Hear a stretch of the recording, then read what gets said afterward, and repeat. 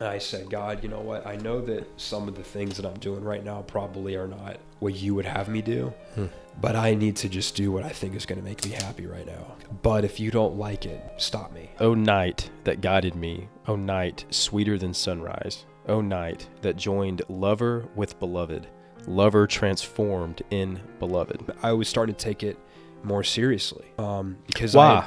Because I had touched death, the surgeon coming up and saying you could have died today. I knew that I can't mess around anymore. I do need God, and I can't put him off until later. The problem with our sexually indulged culture is that you have a group of people who are trying to pull infinite satisfaction out of a finite thing. Suffering is something not just to be accepted and embraced when God is calling us to it, but it can be transcended. Not because there's something valuable so much with suffering in and of itself, but when we embrace the true path and accept suffering in the midst of doing the right thing, we're choosing God even when it's painful, even when it costs us everything. Suffering allows us to disentangle ourselves from this world, to disentangle ourselves from all these things, these books, even the people in our lives, whatever it is, to disentangle our souls and our bodies from all of this so that we can entangle it with the divine. And that is such an interesting, I don't know if that's possible without the cleaving of suffering. I don't know if that's possible without the careful knife work of suffering in your life. And I hit the water and there's instant pain, excruciating pain. I don't know why until I look down in the water.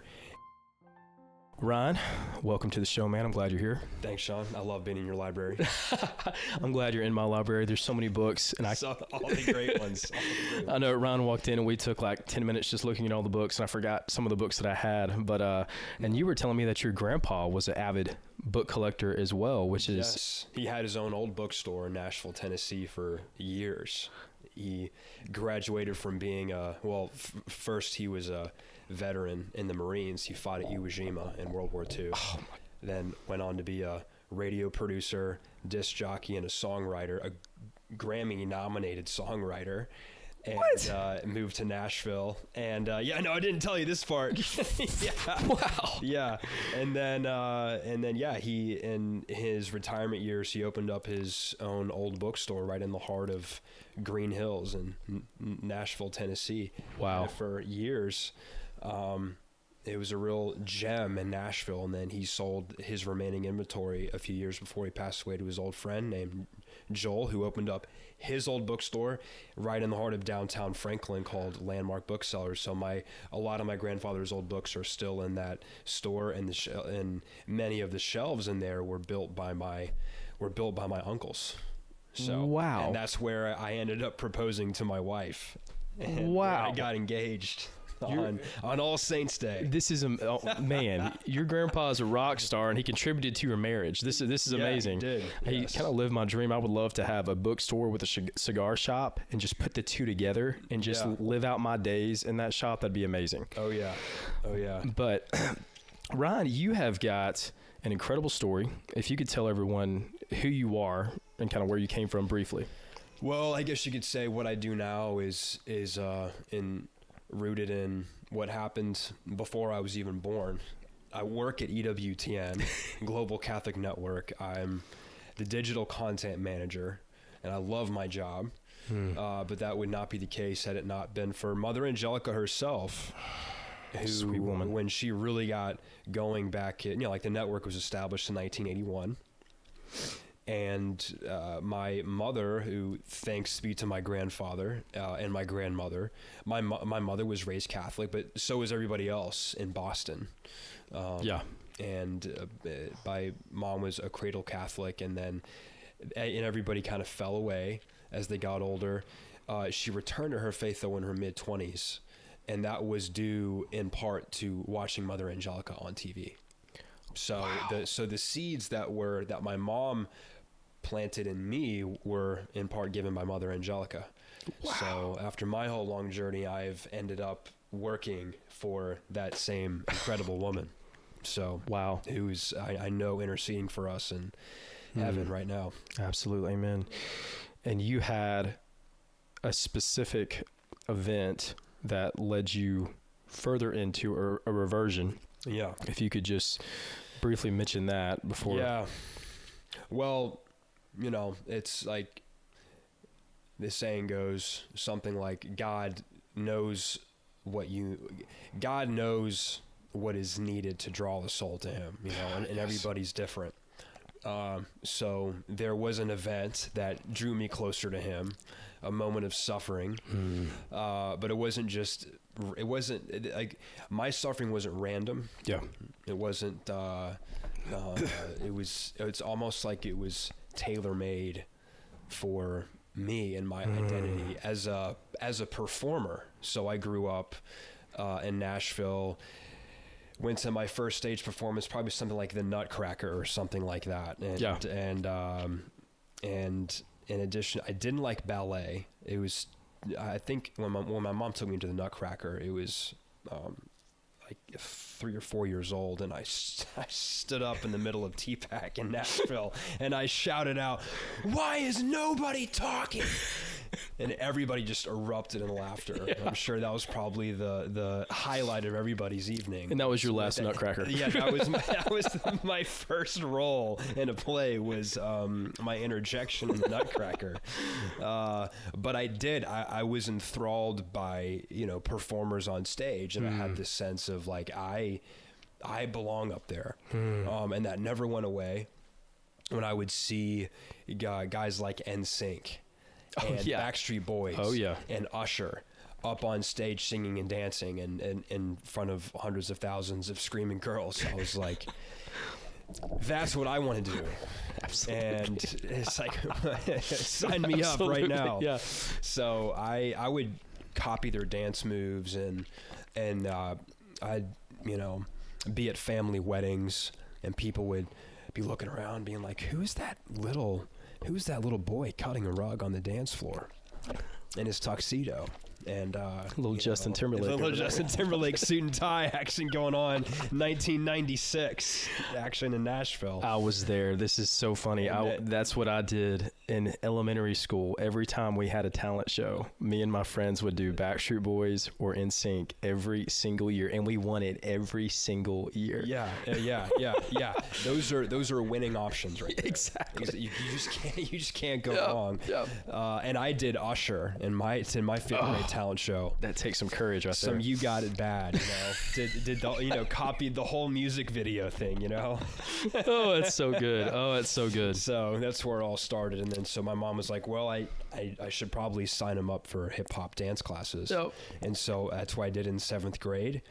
And then after about 2 weeks of that, they were like, do you want to join our company to compete with us?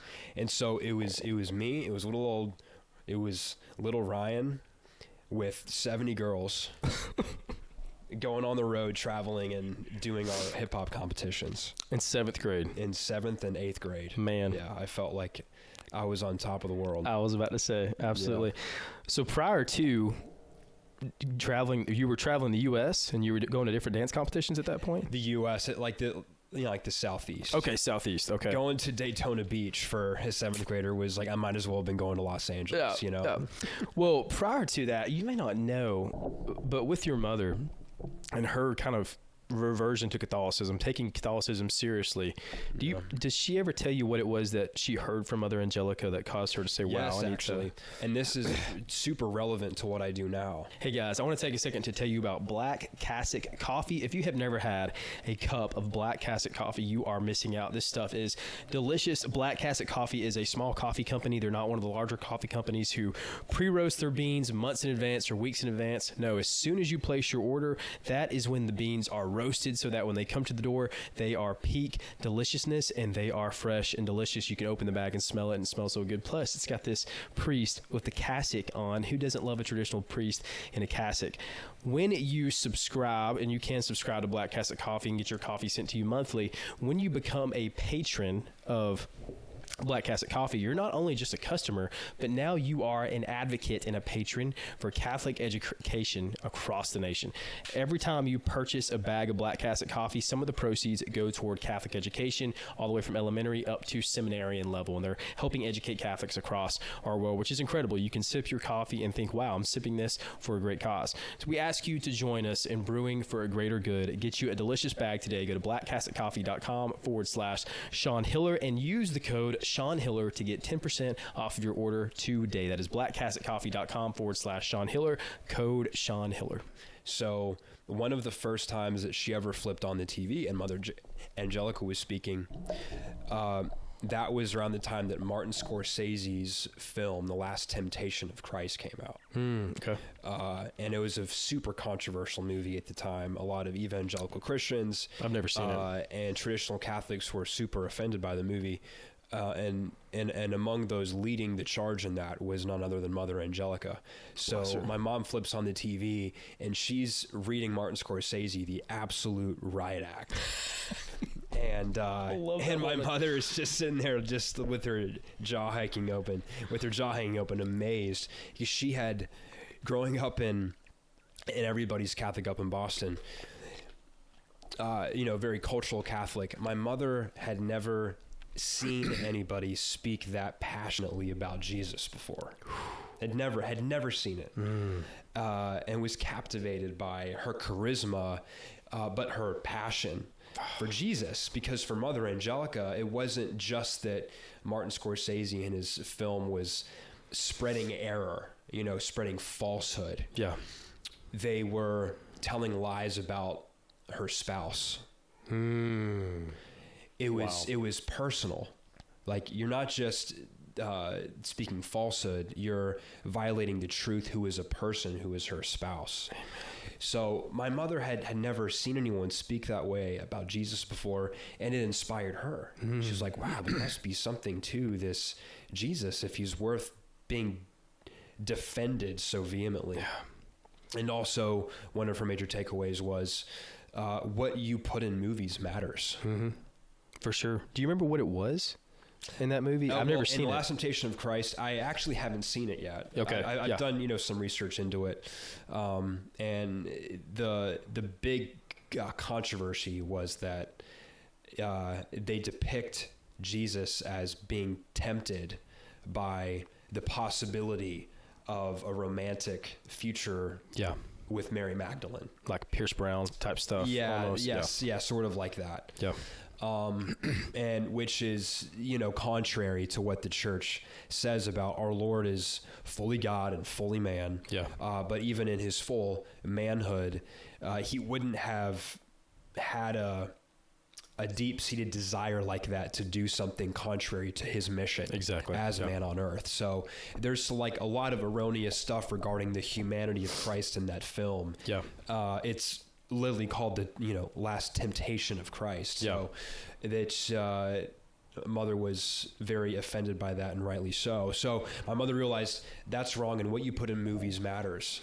And so those were it was in that context that some of the seeds were given to my mother that she eventually passed on to me. And then I ended up working for EWTN, and we're in the middle of making films right now, but hopefully by God's grace doing it the right way. So your mother raised you, she was nominally Catholic, and it's so sad, nominally Catholic, we have nominal Christians everywhere, but it sounds like she really tried hard to put true Catholicism into you, like really teach you your faith, really let you know. How did she do that as a mother and you growing up? How do you remember that? She taught me that the Catholic Church was the one true church. Obviously there are other religions and other, self-identifying Christians, but the Catholic Church is the one true church. I understood that from a very early age. And I believed that too.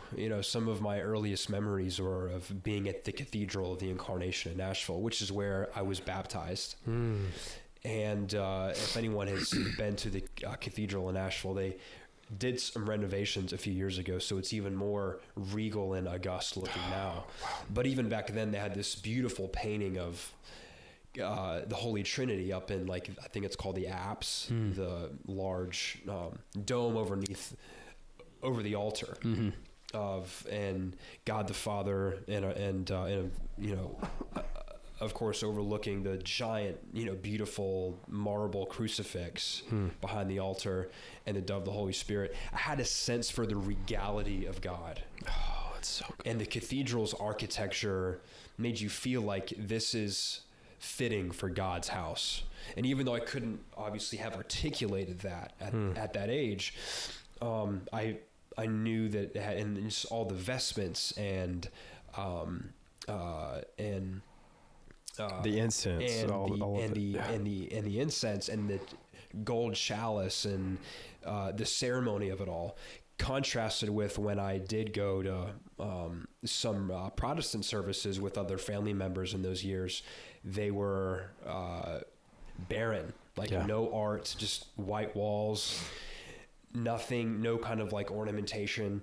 And I was like, this can't be right. Yeah. Like this isn't fitting for God's palace. Yeah. Yeah. So I had a sense, I was convicted too, that the Catholic Church was the one true church. And of course she put me in Catholic school, which I was, first through 8th grade, received my first confession, first Holy Communion in 2nd grade. And then I was confirmed. I know you care a lot about the sacrament of confirmation. Oh, yeah. For me, that happened in 8th grade. And that was a big deal. I was truly on fire then, due in part to, again, going back to the theme of films and movies. Yeah. That's when Mel Gibson's The Passion of the Christ came out. Around, 2004, 2005. Yeah. And I saw it in theaters. And it probably have never wept that way in my life. Seeing Jesus up on the cross dying, it was personal for me. It was like he's dying for my sins. Like my sins put him on the cross. And out of love for me and wanting to save me, he did that for me. And it was a sense of like, my life needs to be for him. A real moment of grace. And so I took my confirmation very seriously and respectfully. And also the organizers of our confirmation class providentially thought that it was a good idea to take our class to the Shrine of the Most Blessed Sacrament for our confirmation trip in Hansville. And at that point, 2004, 2005, the shrine was just a few years old. Yep. It had just been constructed. And so they took us to the shrine, and I was overcome with emotion. I was blown away by how utterly beautiful it is. You don't feel like you're in the southeast of America anymore. Yeah. It feels like you're in Tuscany. Yep. Or something. And I just had a sense of the holiness of the place. So I felt a tugging on my heart that in hindsight I understand better now than I did then, because it was a different kind of desire than a desire of wanting to be a performer. Yeah. Or other, legitimate earthly desires. This was a different kind of thing. Yeah. A similar kind of feeling to whenever we would go to the St. Mary's Catholic bookstore in Nashville, which I think is still right down the street from the cathedral. My mom would take me in there as a kid. Think around the time of like my first Holy Communion, you're starting to get more Catholic gifts, things like that. There would be rosaries and Catholic jewelry and Catholic books and artwork all over the place. And as I looked around, I just felt this kind of tugging on my heart. Like I have a longing for more of what these things are pointing to. I couldn't articulate it, but that's what I sensed. And again, I didn't know that this kind of a drawing on my heart was different from everything else.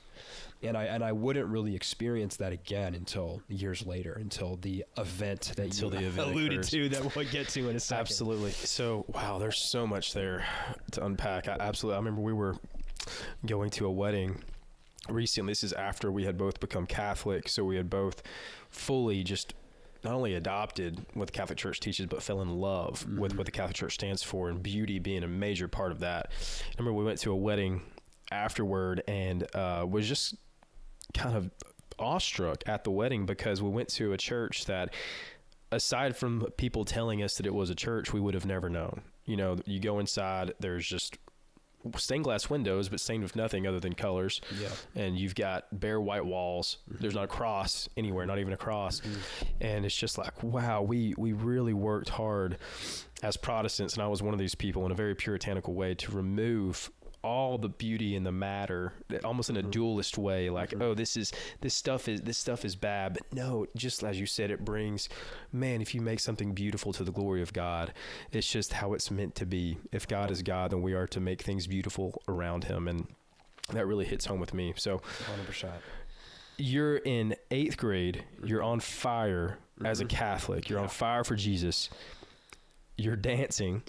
You're traveling around the Southeast and you're dancing at this time. You said with 70 girls your age at this time. All right, what happens there? How's the journey continue? So I ended up going, so I went to Catholic school for 8 years. Yeah. And then I ended up going to Montgomery Bell Academy, which is an all-boys private school in Nashville.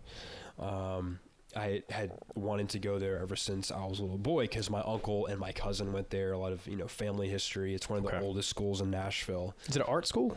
It's not. It's just like a regular. I mean, it's a private day school for boys only. Okay, gotcha. Major college prep school, has the reputation. Like the motto is "Gentleman, Scholar, Athlete." Oh, that's cool. So they're into turning boys into men at that school, and I knew that, and I wanted that. Yeah. I was a competitive dancer just for those 2 years in 7th and 8th grade. I went to 9th grade. I wasn't doing that anymore because the demands of school were very intense, and I ended up getting into wrestling and joining the track team and things like that. Yeah. Around that time, I was introduced to the movie Guys and Dolls, starring Frank Sinatra and Marlon Brando. Absolute classic. Everybody needs to go watch it. Okay. And it was at that point that, and then also watching Jamie Foxx's Ray Charles movie. Oh, I have seen that. That came out around that time. That's what really got me into loving to sing. And my voice changed around that time because I hit puberty and all that. And I joined the choir at MBA. And I ended up getting some voice lessons for the first time in my life. So I'd always been into performing and showmanship and dancing and being theatrical and all that, but I hadn't really sung seriously before. Yeah. But then I did, and then I tried out for Guys and Dolls the musical, which was my sophomore year, and I fell in love with musical theater. And I was like, I want to be like Frank Sinatra, Marlon Brando, these other Broadway actor guys that are up in New York doing it then. I was like, I have a knack for this. Yeah, this is the line of work that I want to get into. So I did all the theater up to my senior year. I ended up doing all the shows. Knew I wanted to go to college doing musical theater. So I, ended up at Samford University. Yep. So let me ask you this before you get there too, because I'm not familiar with the Catholic scene in Nashville. Is it, because here, obviously going to Samford, getting into Birmingham, it's very, there's not a whole lot of Catholics down here in this region, especially in Alabama. Like, is Nashville 3%? Yeah. Is Nashville different? Well, now I think it's maybe a little bit more. Yeah. Oh, Nashville seems strong right now. Well, actually, that study that came out back in November that the Catholic World Report put out, the strongest diocese in the country. Yeah. Birmingham, I think, is number 5 or number 6, I think. Yep. Nashville's number 1. Nashville's number 1. I think when you rank the number of infant baptisms, marriages, vocations per population of Catholics, things like that, Nashville's number 1. So I don't know if it was like that in the 90s, but probably wasn't too off course. Yeah. But I don't remember much. I wasn't into going to youth group and stuff when I was in school. That might have been one of the reasons why I ended up falling away, is because we weren't really entrenched. My mother and I weren't really entrenched in the Catholic community. My mom had that. Like, she was a part of young adult Catholic groups in her 20s and had a lot of good Catholic friends even before I was born. But I never was... My friends weren't in the Catholic groups. I had non-Catholic friends. Okay. So that's a good groundwork. So you move to Samford. I'm guessing, did you get did you go to, was it liberal arts degree for dance? And It was a musical theater degree. Degree at Sanford University in Birmingham, Alabama. Because they had at that point back, what was this, 2009, they were starting to have a really strong, they had a strong music school. Okay. And theater school. They were really kind of building out the musical theater degree. And that combined with the fact that it's a small school, a beautiful campus. Yeah, it is. And my wife went to Sanford. Beautiful girls walking around everywhere. My wife went to Sanford. Yeah. Exactly. I saw some of that for myself, and I was like, Hey guys, you have heard me talking about Ellie's book, To Whom Shall We Go? This is the book that my wife has written, and she has poured her heart and soul into, really just trying to spread the truth of the Catholic Church to people who don't know or have been told lies about the church. This is her chance and her practice in doing that. And she wrote her book about her story and her journey, how she crossed the Tiber and became Catholic, the struggles that we had in our marriage along that way, and also the theology that really attracted her, the theology of the body, which we talk about a lot in this podcast with Ryan. But this is a fantastic book. We've had some incredible reviews on it. People are starting to understand what the Catholic Church actually teaches, and this is just a fantastic way to learn. If you've ever wanted to know, if you want to learn more, this is a great way to learn and see the struggles that someone went through in studying the church and eventually becoming convicted of that question, to whom shall I go? I'll put the link in the description. You can get a copy of the book today. And if you've already got a copy of the book, we ask you to leave a review for Ellie on Amazon. It means a lot. Thank you. I never thought that I would go to school in Alabama. I thought I'd go to, more up north, but I was amazed by Samford. And I liked the fact that it was a Christian school. Yep. It's not like I was faithless. Yeah. I just, fell into caring more about worldly success and, doing it and chasing things I thought would make me happy, and the Catholic faith slowly ended up on the back burner. Just didn't, started to not go to mass on a regular basis. And by my freshman year of college, I wasn't consistently practicing the faith at all. I went to mass maybe twice my whole freshman year. Wow. So, what do you think? What do you think happened? What do you think led to that falling away? Was it just, do you look back and were you like, did I ever take my faith seriously? If the Eucharist is what it is? I definitely did. I don't think that I think that the seeds that had been planted in my youth hadn't quite gotten deep enough yet, and there were certain key things that I needed to know to weather the storms that would inevitably come. Okay. And that didn't happen until the event later on. So there needed to be deeper roots that I simply did not get until later. Gotcha. So it's kind of like the parable, Jesus talking about the seeds being choked by the thorns. Yeah. It was sort of like that. Did everyone at Sanford know you were Catholic? Did Sanford have a Catholic community at that time? My dorm room RA knew I was Catholic. Okay. Which is why he made a point to bring a copy of one of John Piper's books And evangelize you. Yep, that's right. To my dorm room. Yep. And try to talk to me about how, you shouldn't worship Mary and all that stuff. And I found that annoying. Yep. Because I wouldn't have wanted to be anything other than Catholic, even though I wasn't practicing my faith seriously. Like I said, going to mass maybe twice my whole freshman year, and even then it was because a girl brought me to mass. Wow. I wouldn't have wanted to be Southern Baptist. I was committed to my Catholic identity. It was just kind of like, I'll get to that later. Yeah. I gotta ask why to that as well. Well, because I was in a fraternity my freshman year. I pledged to fraternity Sigma Chi. I was into the whole party scene and performing and being in a ton of shows my freshman year. Yeah. Leading up to, including step sing. Oh, so you know about step sing. I know about step sing. It's a huge thing at Sanford. Wow. Knows about step sing. Yeah. So providentially, I think the weekend, my senior year of high school, where I visited Sanford, was step sing weekend. And that hooked you. That was it. And as soon as I already knew that I wanted to be a part of Greek life, and that I was going to be a musical theater major.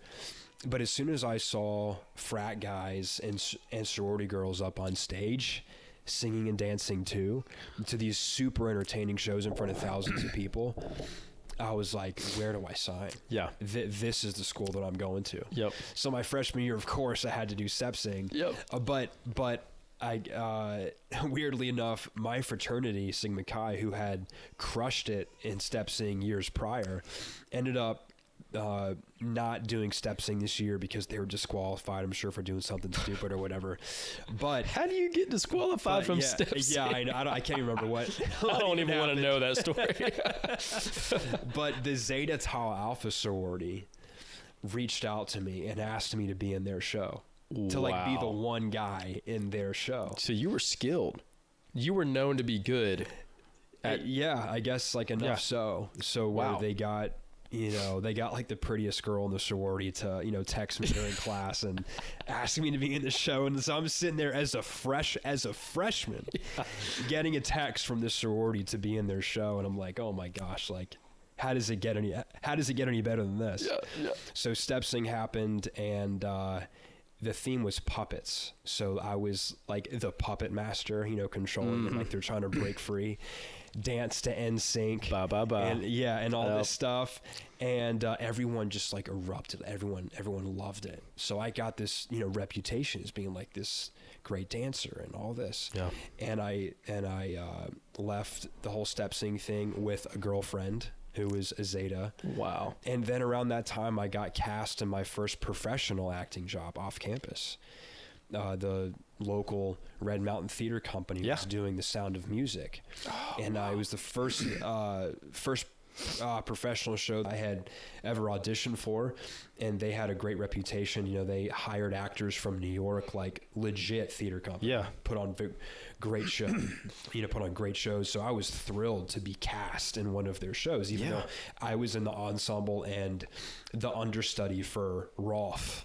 Yeah. Yeah. And and I was going to get paid to act the summer after my college. freshman year. Wow. And I had this girlfriend, and so I felt like I was on top of the world. And meanwhile, I knew that I was beginning to be tempted with things that I had never been tempted with before when I was living at home in Nashville. And I said yes to those things I thought would make me happy. Yeah. And I remember my conscience was starting to mess with me at that time in a way I never felt before. And I knew enough about the faith to know that, where's the catechism? We've got a few copies down there, Bob. There. Yeah.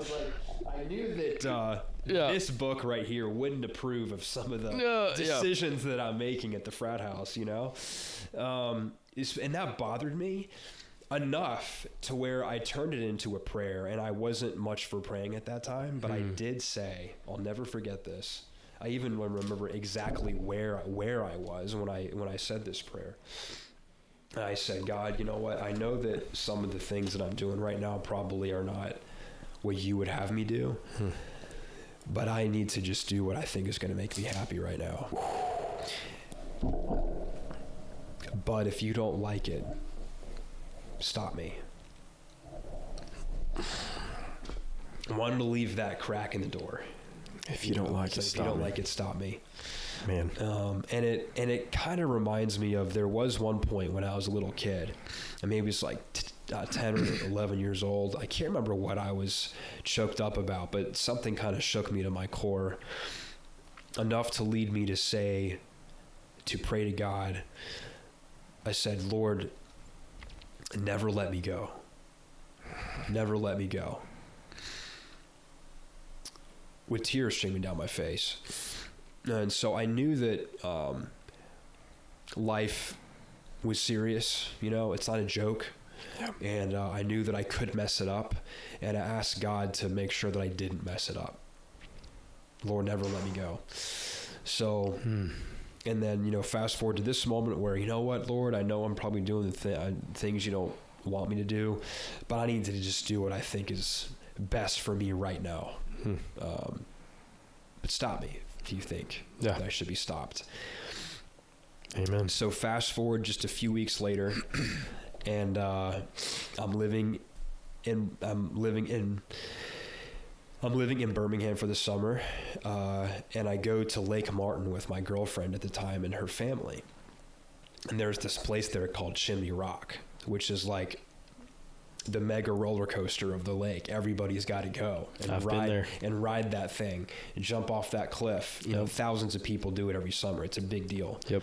And so we ride up to Chimney Rock and we look up and there's tons of people there that day. It's a beautiful summer, Sunday afternoon. And I look and I said, I got to go try that thing.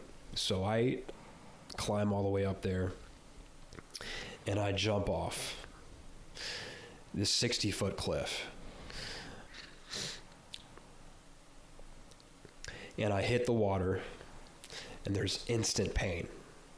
It's like excruciating pain. I don't know why, until I looked down in the water and I saw my legs were just stiff, hanging there. I'm holding myself up.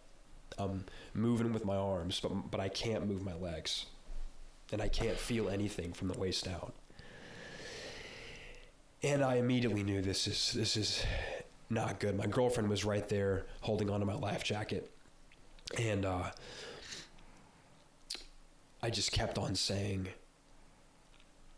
I just want to know I'll be able to dance again. I just want to know I'll be able to dance again. I just want to know I'll be able to dance again. Because the rehearsals for The Sound of Music were starting a week later. The rehearsals for my first professional acting job were starting next week. And the fact that I can't move my legs right now is a really bad sign. So my girlfriend's sister's fiance at the time, he's like a big, strong guy, picks me up out of the water. And I eventually get life flighted to UAB, where I had a 6.5-hour spinal fusion surgery. And the surgeon comes out and tells my family that I'm, my mom and my aunt tells my family that I'm never going to walk again.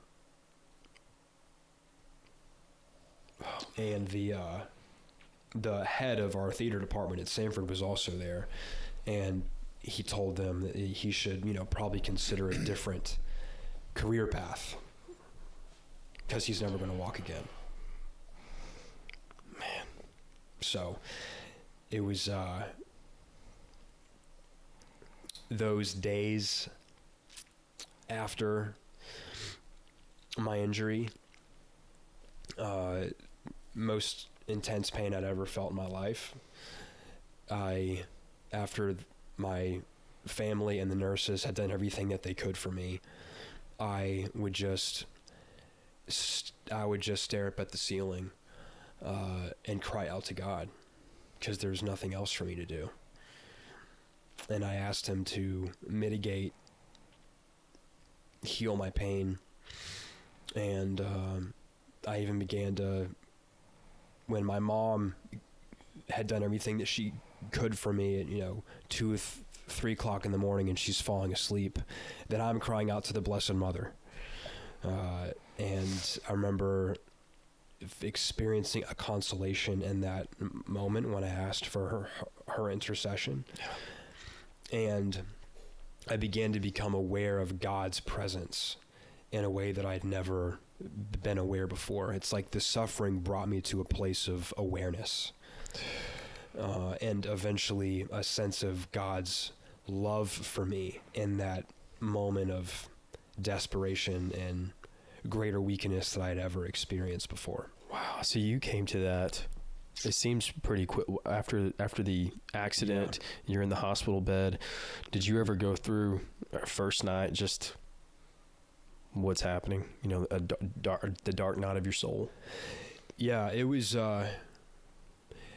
I knew that chapter 2 of my life had just begun, that things would never be the same. But mysteriously, very quickly, I was pierced by this great optimism that I knew that somehow things are going to be better now even than they were before. Wow. I wasn't going to accept the pessimism of my doctor that thought that I would never walk again. I was confident that I would, and that this was somehow going to make me stronger. That's only Jesus. Wow. And that's a grace, because I had met other people who had similar tragic experiences, and they had a different reaction, a different response. It's very understandable. Why would a good God allow that kind of a suffering to happen to me? And I can't explain the particular response that I had by anything other than it was a gift, a grace that was given to me. I've obviously I'm in the physical therapy world. I have a physical therapy practice, and we see it all the time. We see folks come in with tragedy has struck, and I would say majority of the time they're in agony mentally, in their heart and their soul. Mm-hmm. And every now and then you'll have someone come in who is optimistic, who is happy. We had someone recently, and this is a little different, but similar to you. She had she had long COVID. She had a vaccine injury from COVID, and got the vaccine, and immediately within a few days was paralyzed, fully paralyzed. She's told this story before, so she wouldn't mind me sharing a little bit of it here. I won't tell much of it, but she's fully paralyzed. She worked for 4.5 years. She was in a wheelchair for 4.5 years and finally got out of it. And I met her the first time in physical therapy, and never once did I see that woman without a smile on her face and without loving and praising Jesus the whole time. And sure enough, she's out on a trail one day, and this lady comes up to her and prays over her. And sure enough, she stands up and starts to walk.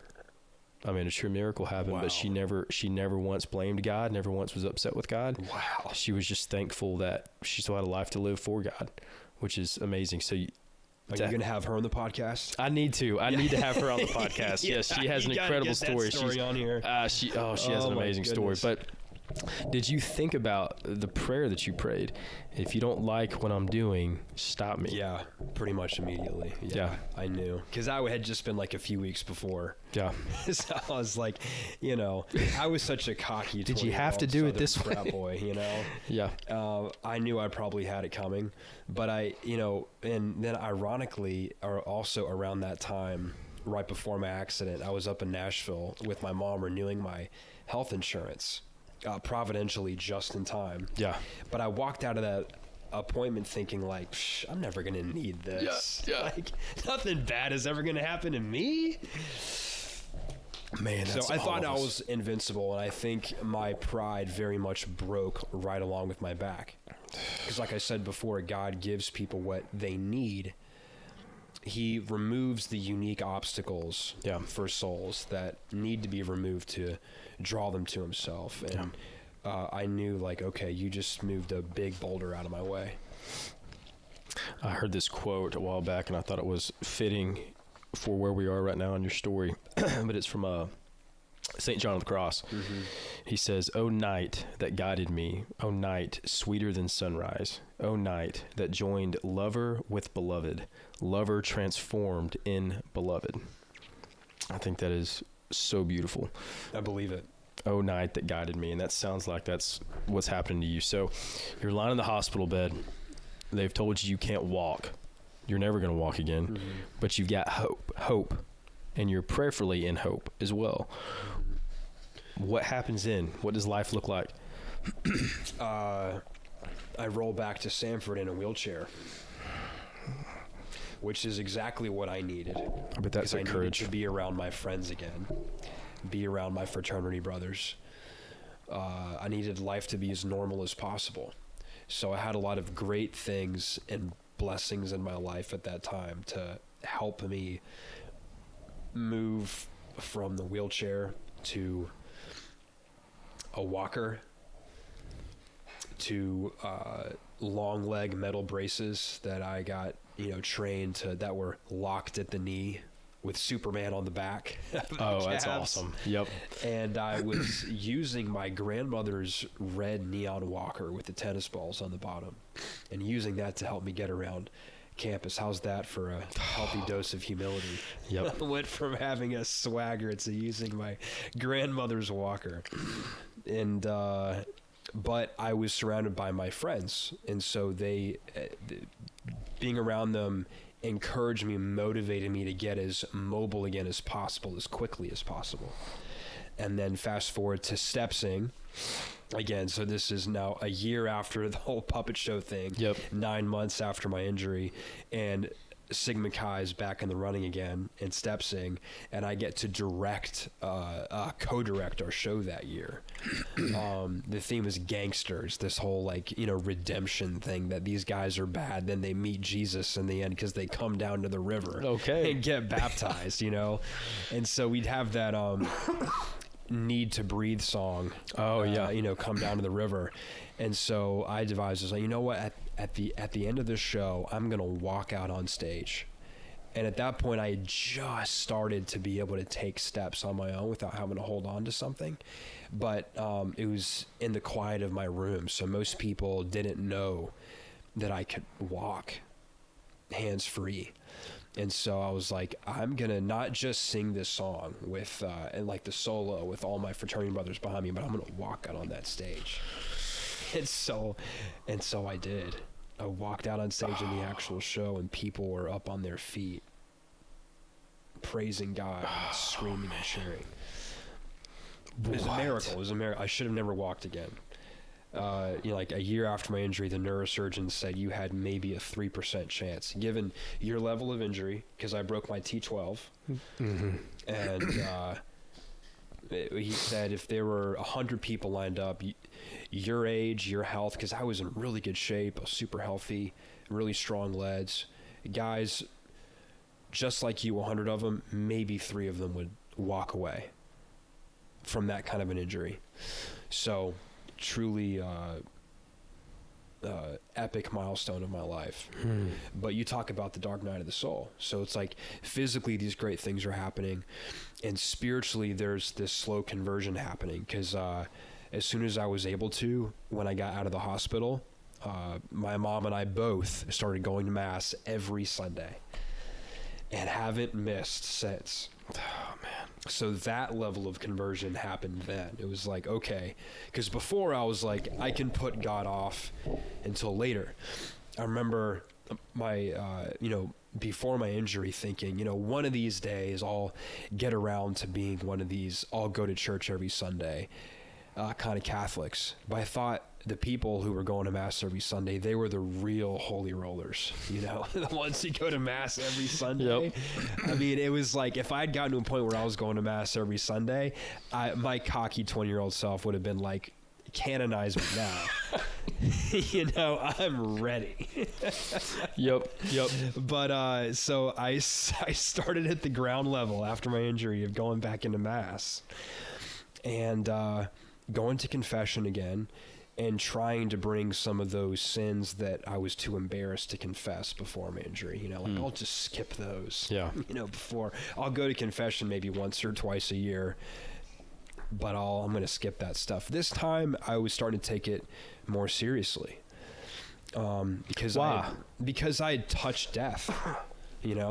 The surgeon came into, one of my first memories after the injury, I think one of my very first memories after my surgery, was the surgeon coming up and saying, you could have died today. Because it's like 180 feet deep in the lake right there. Yeah. If I had gotten paralyzed totally, I would have drowned. So there's that miracle. But I knew that I can't mess around anymore. I do need God, and I can't put him off until later. But now it's like, how? Because I'm back at school around all the same friends, fraternity lifestyle. And I start wrestling again with all the same moral problems. Mm-hmm. I'm getting better physically, but now I'm dealing with this whole spiritual moral problem. Yeah. Especially in regards to the 6th and 9th commandments, Yeah. Thou shalt not commit adultery and lust and all those stuff that, And I'm sure they're trying to get you to drink and everything 20-year-old, yeah, just that whole culture was not Catholic culture. Yeah. And there was a Catholic Student Association at Samford that ironically was established my freshman year. Let's go. And my mom had, we were at the organization fair my freshman year, before classes started. And my mom was like, you're signing up for that. And I was like, okay, I'll sign my name. And the whole time thinking I'm never going to go to one of these. Yeah.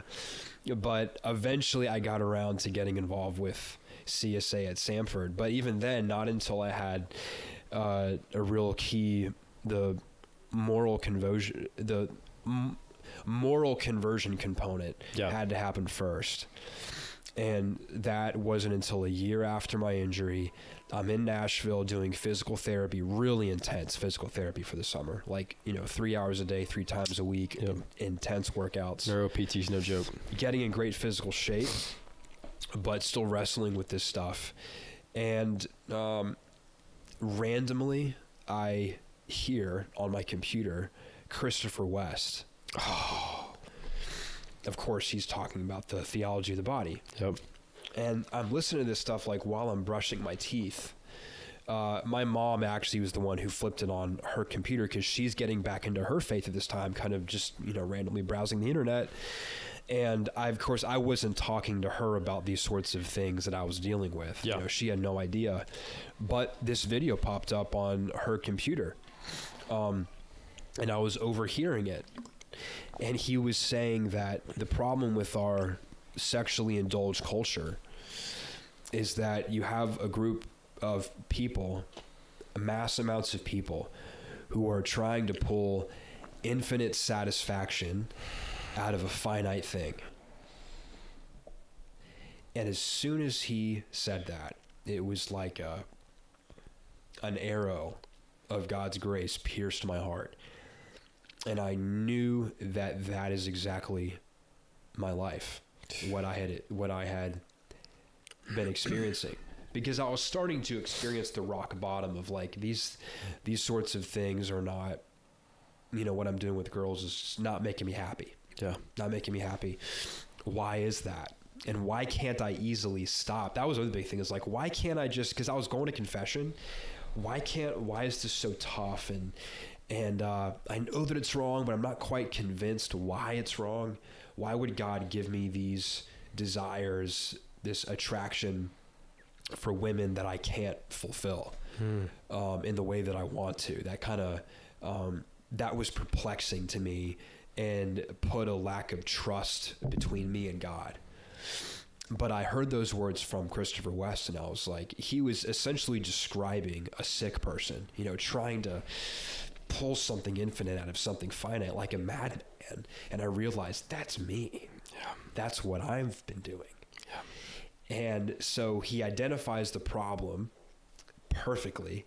And so then I sit down and I'm like, okay, tell me what's going on here. Give me the solution. Why is this happening to me? What is the real purpose and meaning behind it all?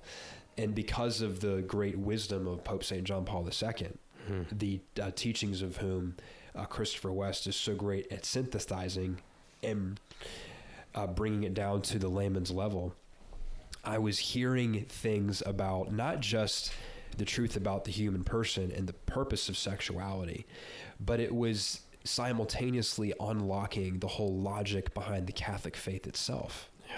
You were talking about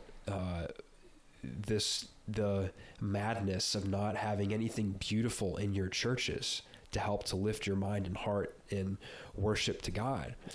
Because of the theology of the body, I was understanding the significance and the implications of the incarnation, of why God became man, why he took on flesh, why he took on flesh in the first place. Yeah. And I was starting to be able to connect all the dots with why we have sacred art in the churches and statues, why we have the sacraments, the physicality of the faith, and why what we do with our bodies matters and has a moral significance to it, and that our sexuality helps to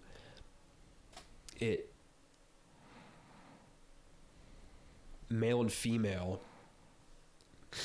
and human relationships and marriage itself is meant to signify in a however bleak of a way, because we can never fully understand it, but it points to the love of God, his love for us, the love of the bridegroom, Christ, for his church.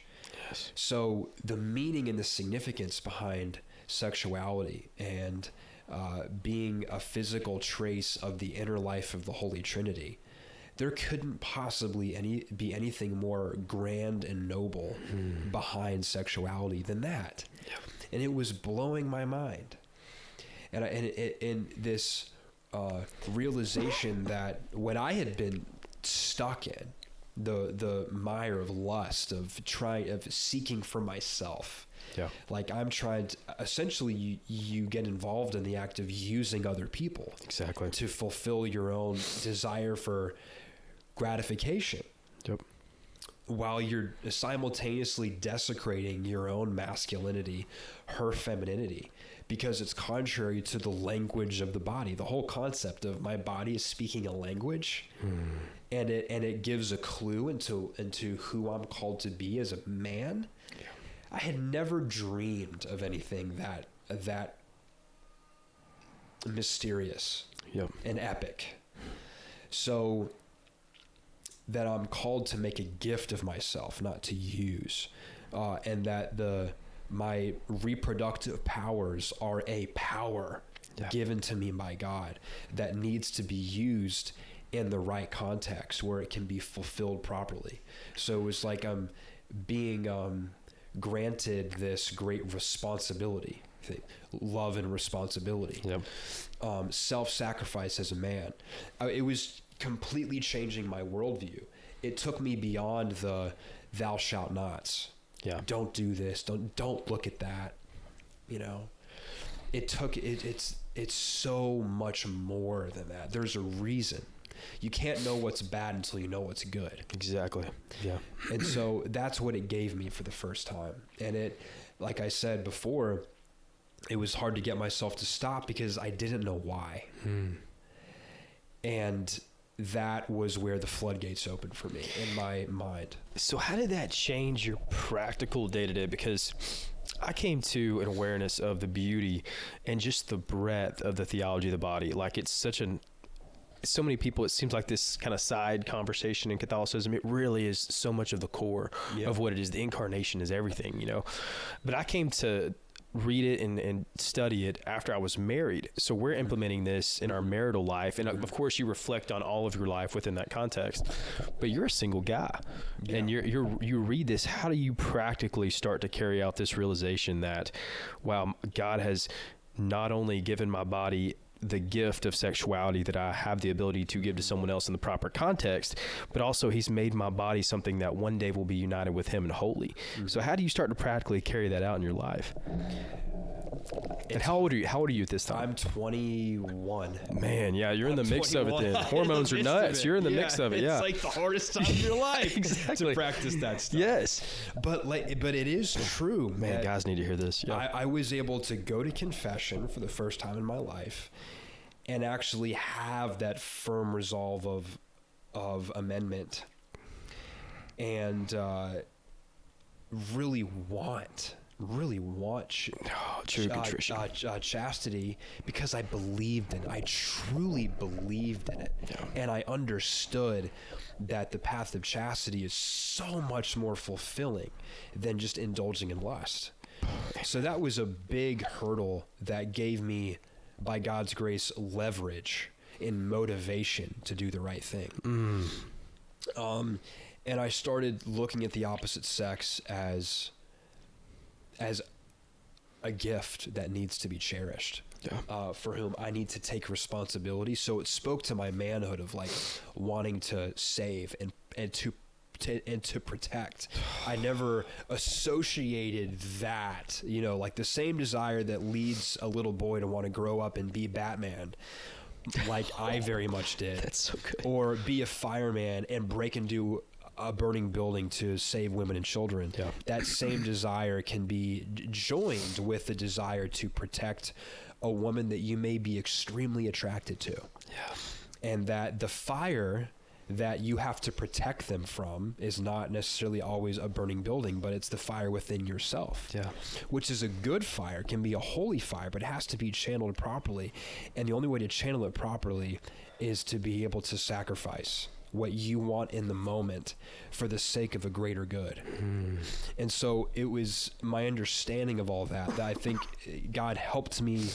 It's like the Holy Spirit was able to just rearrange the disorganized furniture in the living room of my head to just set things in order to where in the moment of temptation, which of course inevitably still Absolutely. comes, I'm able to choose the higher calling because I can see it for the first time.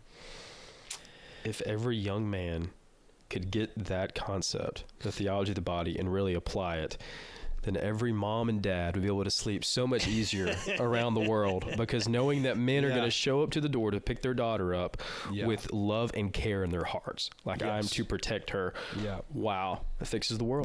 The world would be changed. It would. Yeah. And my life was changed. Oh, man. And then it led to me not having to go to confession as much, at least for the same thing. It was leading to actual change in my life. Yeah. Making sacrifices more consistently than I could not have done before. Yeah. By God's grace. And so did it change who you decided to date at that point too? Yes. Yep. Very simultaneously. It absolutely changed. My first Catholic girlfriend came after those epiphanies. Because now you had standards. And now I had standards. And those subsequent relationships were different. They just were. Yeah. I had higher standards. And it also really helps when you're dating someone who also has that convictions, mind you, to any young guy out there listening. Amen. You know, you don't go seeking out trouble. Yeah. You know, and dating is meant to help you find your spouse that you build a life with. Yep. So you got to take that really seriously. Oh, man. Wow. So you're 21. You come across this realization. You have this true reaction to God. You're going to Mass. You're studying doctrine, theology of the body, one of them. Loving it. But you were aiming for a career in dance. Mm-hmm. And that's not going that direction. Well, so I still completed my theater degree at Samford. Let's go. I ended up not doing all the dancing classes, so kind of, more from a musical theater to more of a theater degree. Okay. But I continued with all the acting and still doing musical theater and singing. So I continued to do voice all those years. Yeah. And ultimately it was a love for storytelling. I'd always loved movies. As a kid, I loved, theatrical productions. I loved being in them. I loved helping to advance and to tell those stories. But I knew at that point when I was 21 years old that I wanted to use my talents to build up the kingdom. Excellent. To help to draw people into the kingdom. So while my peers and I had been before, like our trajectories were New York and LA. That's where we wanted to go. And I knew that I wanted to take a different path. Yeah. And not long after that, I realized that I felt a calling to EWTN because they're using the media, which changed my life. It changed my mother's life when she first watched Mother Angelica. And that whole night where I was listening to Christopher West, that was a man speaking to me through my computer. That ended up changing my life. So I knew the power of media to lead to for God to use it to ultimately transform people. So it's like if you want to help change the world, then the media is a great place to be. Yeah. And the media is often used to deform culture. Mm-hmm. More often than not, that's what it does. So it's kind of like this great battleground, and I want to engage in that battle. Mm. And I felt that the place to do that was EWTN. Man. So you get to EWTN and you start to y'all have worked. You just got back from Seek this weekend. Like you're working on. Actually, were you at Seek this weekend? I ended up canceling that trip. Oh, I didn't go to Seek. Man, thanks be to God. You know why? Yeah. So ended up some logistics ended up not working out. But I relished every extra minute that I got with my family. Seek was a huge success. We got the whole EWTN production team out there. I was able to extend my Christmas break a little bit longer, so I'm very thankful for that. I love it. But you're still working on that. Are you directing anything right now at EWTN? Yeah. So I've been, directing the production of some YouTube shorts the last few years, which ended up being kind of a new avenue for us in social media this last few years. I was able to be a part of getting that aspect of the EWTN media mission up off the ground a few years ago, and it's morphed into what our social media presence is today and us expanding our team, which is very exciting. Yeah. that's led to I did get to direct and produce my first like on-set production that we filmed up in New York City and and Connecticut back in September. That YouTube video dropped a few weeks ago, and it's gotten over 100,000 views so far. What's it called? Which video is it? I probably saw it. It's called From Muhammad to Jesus, the Nikki Kingsley story. I did see that. And people are just drawn to these epic stories. Nikki's got an incredible story, so it's not hard to want to help to tell something like that. Yeah, I'll put the link in the description for that if anyone's interested in it, because I watched some of it. Man, you did such a good job with that.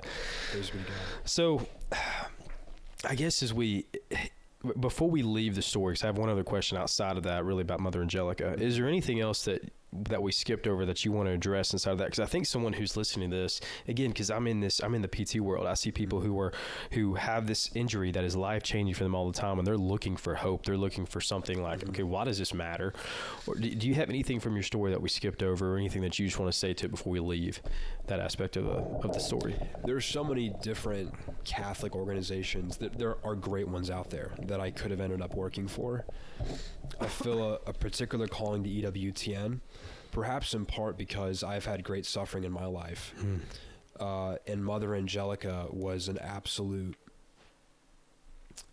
beacon of light when it came up to not just picking up the cross, but embracing it. Yeah. And talking about and living redemptive suffering. Yeah. Which I've had to do. It's very interesting. Mother Angelica, she also had to wear leg braces. Like I still have to now. So, these are simple AFOs. Yep. She actually wore something not too dissimilar from this. I didn't know that. Yeah, she had a lot of physical ailments throughout the years. But she knew how to embrace suffering. And that's an aspect of the Christian journey that people think need to understand more. It's not tangential. It's not separate. It's not an accessory to the epic story that God is drawing us into, which is salvation history. Yeah. The book of Revelation, chapter 12, which is one of the passages that is alluded to support the idea of Mary as the mother of God and her regal role in God's plan. It talks about how that the serpent would go off to wage war against the woman and her offspring. Yep. Who are her offspring? In the plural. He who bears the iron rod. And those who bear testimony to Jesus. So that's happening now. That passage that's being alluded to in the Bible is us now. Yeah. We're a part of that epic story of spiritual warfare, being the church militant on our way, hopefully, to participate in the church triumphant. It's this grand, glorious plan that's unfolding right now. And so to be able to participate in that everybody has to know how to embrace suffering. And that also ties into the theology of the body. What we do with our bodies matters, not just in a sexual context, but also in the day-to-day inconveniences and contradictions, because our wills are contradicted every day. Yep. How do you respond to it with grace? Suffering is something not just to be accepted and embraced when God is calling us to it, but it can be transcended. Absolutely. It can be transcended. Not because there's something valuable so much with suffering in and of itself, but when we embrace the true path and accept suffering in the midst of doing the right thing, we're choosing God even when it's painful, even when it costs us everything. Yeah. And that's why what Jesus did for us on the cross had the power to redeem the world. Mm-hmm. Because it undoes the sin of Adam. When he said that something lesser than God was more important than God, Jesus perfectly reversed it in his act on the cross. And as Catholics, we get to participate in that every time we go to the holy sacrifice of the Mass. Yeah. we participate in the holy sacrifice, not just to sit there as spectators and watch a reenactment of what our Lord did. We're actually get to participate in it and offer that sacrifice ourselves, so that we can have the power to offer the little sacrifices every day. The reason why so it's one of those words that Catholics like to throw around a lot. One of those $10 words, lofty platitudes. What's frustrated me is this, like, we don't define our words enough. Why is sacrifice significant? Well, so what is a sacrifice? It's giving up something of value for the sake of something of even greater value. Yeah. And when you sacrifice for that greater value, you're proving your love for it. You're carving within yourself more of who you really are. This is one of the key differences between Protestant theology and Catholic theology, of like, Jesus comes to redeem us and to make us like him. Yeah. And us being like him is our salvation. Yep. That's why it doesn't make any sense to separate, faith and works, is because us living that way, living in God's love, embodying it, living it out, that is the salvation. Yeah. That we get to live that way. That's why we say, let your will be done on earth as it is in heaven. We get to participate in the divine life even here and now, however dimly here. We get to start doing that here. We do that in our bodies, and we can't do that without embracing suffering. That is the gift. I think I heard this the first time from Dr. Scott Hahn. He said something like, Jesus came to suffer not so that we wouldn't have to. He came so that we would know how to suffer well. Yeah. Because that is salvation. Choosing your true identity, even when it hurts, that is true salvation. And living heaven here and now before we get there. Man, that is really good. Jeff Cavins wrote a beautiful book called When We Suffer. And yes. It's a fantastic book. And reading that for the first time was like, wow. So suffering sounds like it may not only be required, but it has meaning. And God has given meaning to it through his own suffering, through the cross. As Paul says in Colossians 1:24, now rejoice in my suffering for your sake. Because it is, I can't remember the full quote, but it's making up for what is lacking in the cross of Jesus. Like, what is lacking? The sufferings of Christ, right? Yeah. What is lacking there? Like, what do you mean? What's lacking? Well, anything that could be lacking there is something that Christ purposely left for you. Yes. So, man, pick up your cross and follow him. Yeah, and I think it says it's either Ephesians or Philippians that we ought to participate in the good works which God has prepared beforehand. Yeah. He's got it all planned out. He does. We're supposed to step into it and choose it. Yep. That's epic. That's exciting. We're living that drama every day. Yeah. And it comes back to this concept of suffering allows us, and you alluded to this, suffering allows us to disentangle ourselves from this world, to disentangle ourselves from all these things, these books, even the people in our lives, whatever it is, to disentangle our souls and our bodies from all of this so that we can entangle it with the divine. And that is such an interesting, I don't know if that's possible without the cleaving of suffering. I don't know if that's possible without the careful knife work of suffering in your life. No, to bring it back full circle to what you quoted from St. John of the Cross. Yeah. Some of the moments in my life where I felt the closest to God were in the midst of my deepest sufferings. There's some powerful manifestation of my power is made perfect in weakness. Yeah. God is, and that was one of the things actually that I heard from God in the hospital, not in audible words, but it was a truth that was communicated to my soul that I knew was not coming from my own ideas, because I never thought this way before.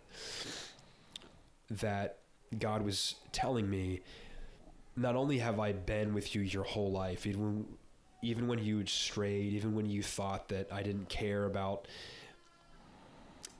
your daily activities, or that I didn't approve of you, even when you strayed so far away, I was closer to you than you are to yourself. And even now, in your worst suffering, I am closer to you than you are to yourself. Amen. So that's the kind of love that transforms and changes. Man, that's good. All right, I've got one final question for you, and then we can close after this. I know I've kept you for a long time. Thank you for doing this, but Mother Angelica, I know you're working in her organization that she started, and she's such a fireball. How many years now has it been since she died? When did she die? It'll be 10 years this year. 10 years. So I started working at the network, providentially enough, weeks after she passed away, which was on Easter Sunday, 2016. And the door opening up for me at EWTN was because when she passed away, the religious catalog warehouse was getting flooded with orders. It was like Christmas time on steroids. They couldn't keep up with the demand, so they needed to bring more people on to help with the load. So they hired me as a part-time temporary worker, like seasonal worker. So I started out by packing boxes in the warehouse. That was my foot in the door. Wow. That's crazy. And then I didn't actually become a full-time employee until a year or so after that, working in the viewer services department, answering phone calls and questions. Wow. Yeah. So I started at the very bottom. Wow. And that was a glorious time. Wow. And I needed that. I'm so thankful for it to prepare me for what I get to do now. Well, in that time, I'm sure there's just ripples and waves from her life because she was such a monumental figure. Like, she really was. I'm sure there's stories that you've been told by people who work at EWTN about Mother Angelica. She's still with at EWTN. I'm sure her prayers are still very edifying to EWTN today. I want to ask, can you feel her? But that doesn't really compute in language very well. So based off of that, what are some things that people have told you about things that she did behind the scenes that you reflect on in your daily life now? Like, you think of, like, wow, Mother Angelica did this, and that means I need to do this, or... Well, I stated that in probably the poorest possible way it could be stated, but... So my boss, Peter Gagnon, tells the story when he started working at the network. This was back in like 1993 or something, and he was a TOC operator. You know, the guys that, control what's actually on the air right now and all that. Yeah.